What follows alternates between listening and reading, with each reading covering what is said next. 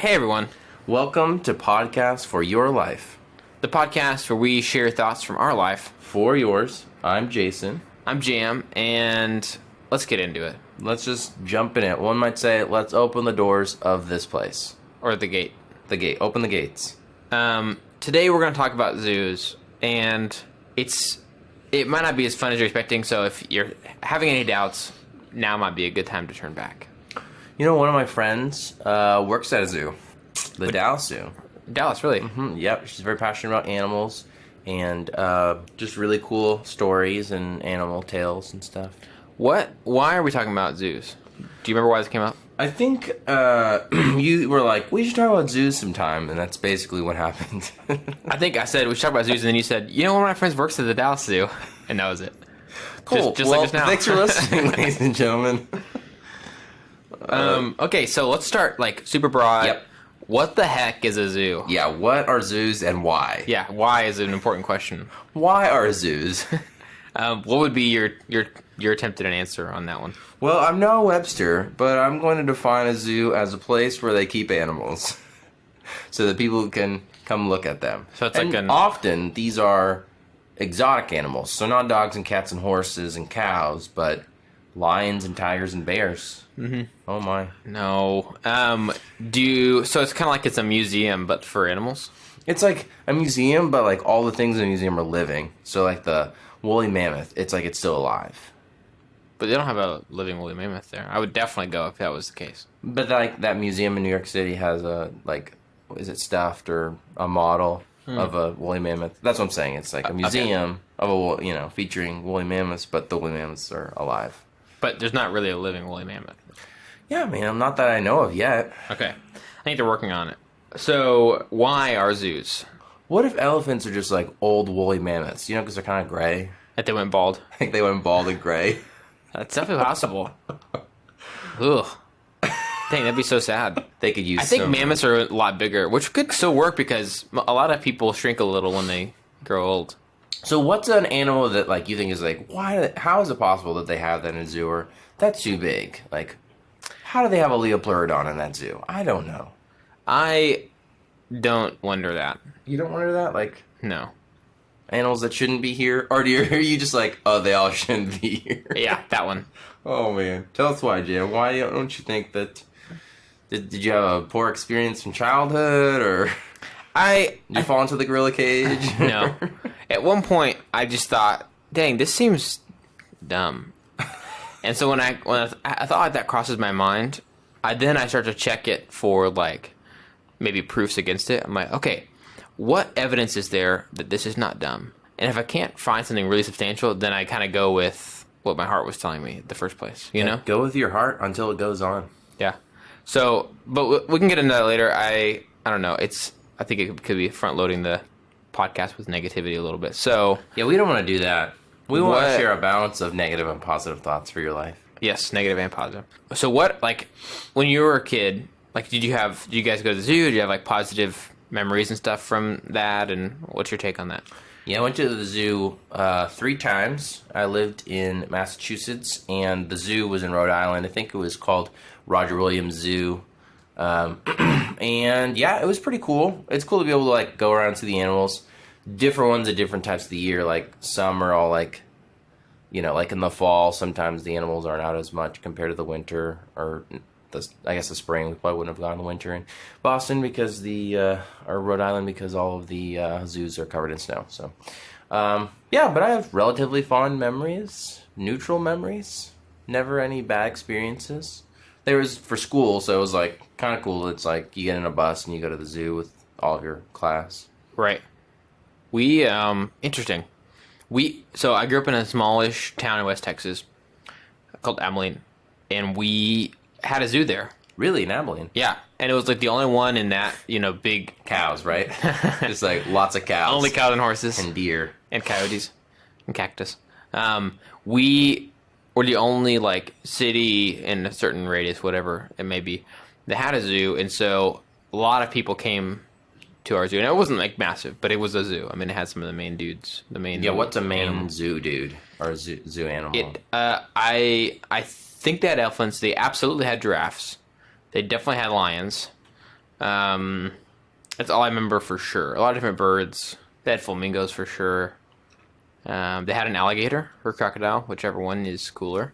But so I remember going to that as a kid, and they had this area where there's a bridge that would kind of go over the giraffe pen, and so then you'd be at the like eye level of the giraffe at that point. Cool. And so it was kind of cool. I have like remembering in kindergarten of being there and being able to like see the giraffe because that bridge would take you high up enough to where you could be as tall as a giraffe. It's pretty neat. And I was pretty like mesmerized by it. I remember their tongues being long and kind of freaky, but it was interesting too because like I don't think I ever really realized that a zoo wasn't something that people just have like down the road. For whatever reason, somehow we had one and it was like right there, so it wasn't ever super like amazing to me. After that first giraffe experience, it was really romantic. Everything else was just normal. That's cool. Zoos are kind of like the zoo animals are kind of like celebrities if you think about it. Like when you see, Will Ferrell or Jim Carrey on the plane, you're like, wow, that's Jim Carrey in real life. I've only seen him on TV. But with animals, it's almost the same thing. It's like, whoa, I've only heard stories of lions, and like there's a real one, like right with my own eyes. And like whenever zoos have like an animal that's pregnant, it's gonna have like a new baby lion or something like that. Oh man, like they get all this attention just like celebrities do whenever they're pregnant. It's true. Sometimes more. Like I think people weren't watching a live feed of Kim Kardashian having a baby, but they would watch April the giraffe. Mm-hmm. Was it April the giraffe? I don't know. But Kim did use a surrogate, so that's part of why it wasn't nearly as interesting, I guess. Yeah, I don't know. If they had a zoo with celebrities, what do you think would be like the common ones? Like, do you think it would be just like pop stars, or do you think they'd have some ex-presidents, some like Instagram stars? What would be like a human zoo? Yeah, Instagram stars, Vine stars, and pop stars for sure. The things that change out every few years. Like, no one's talking about so-and-so now, but now they're in a zoo, so you can still go see them. They have like a Google Home in one exhibit, like, over here is our what? Google Home exhibit. Right next to the Tom Hanks exhibit. Tom Hanks is so big. Sorry, actually, Tom Hanks wouldn't be a zoo. Colin Hanks would be a zoo. Oh, man. So, one thing that was a big deal was the Harambe incident. Mm-hmm. Was it 2016? Is that when I think it was 2016? I think so. R.I.P. And, man, I feel like we should have a moment of silence, but we don't have enough time for that. Yeah. That was kind of a big deal, and it raised the question about zoos and animal rights and cruelty of animals and stuff like that. What was your experience with that incident, or what are your thoughts in the wake of it? Yeah, I remember thinking, like, man, that was stupid. What was stupid? That, like, somebody's kid got away from them and got into the pen, and then the gorilla was the one that died because of that. You know what I mean? But also, I was kind of like, there's a couple things that could be the case. Like, maybe they needed a better railing so that someone couldn't crawl over it or whatever. But in general, I was kind of thinking, like, was someone, like, not watching their kid for a second? Like, that's... It was like a 4-year-old, wasn't it? Yeah. So I don't really know how that happened. But then I was also kind of like, dang, like, why... In general, I'm, against killing, like most people say they are. But I was thinking, like, dang, wouldn't it have been way better to figure out a way to solve the problem without having to kill the gorilla? So that's kind of my take on it. I mean, I'm not like up in arms about it. I already didn't really love zoos, so it didn't surprise me that something like not cool or not great happened as the result of a zoo. But it's not my number one cause in life, so it's kind of sort of like, what else is new, I guess. But the fact that Harambe's name was Harambe, there's all kinds of things that was surrounded by it, so I feel like, I don't know, even though I never knew him, it seemed like, of all the gorillas that had to die, like, why was it him?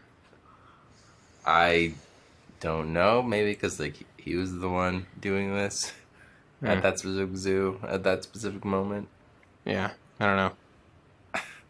Anyway, did you have any thoughts on it?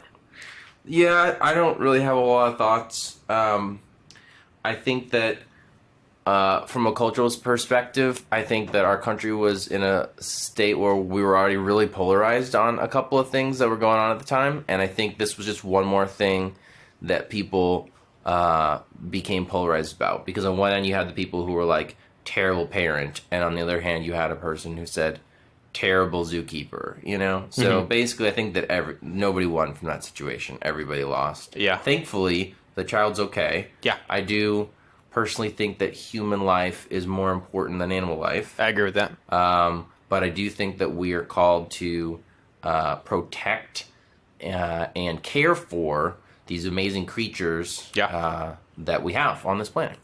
And so there's that kind of balance, because it's like, okay, and I think that's probably what the zookeeper was thinking, or whoever it was that was in the pit at the time. I think he was thinking, well, I could try to do this and save the kid's life. You know, I don't know if they have tasers or if a taser wouldn't take down a huge gorilla like that, but yeah, I don't know. That's a good. Like I said, I think everybody lost in that situation. Yeah, except for the kid being able to. Yeah, he's still okay, so we're glad. Yeah, that definitely would have been. Dude, what if he names his kid Harambe just as like an honor? Like he should. That would be pretty amazing. Yeah, I probably would if I was him. Yeah, I mean he was the center at least one of his stuffed animals. Big story that was going on at the time.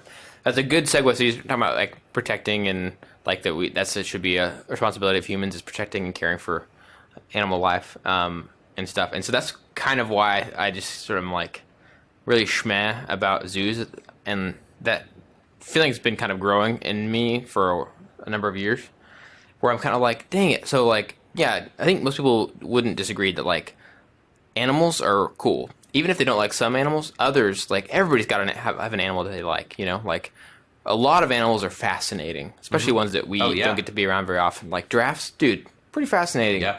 Elephants, lions, there's so many. I think all animals are fascinating. Yes, right. And so I'll just try to name a few in case somebody didn't like. In case they forgot, like, what's an animal? Like, oh, what is an animal? I'll just give a couple examples.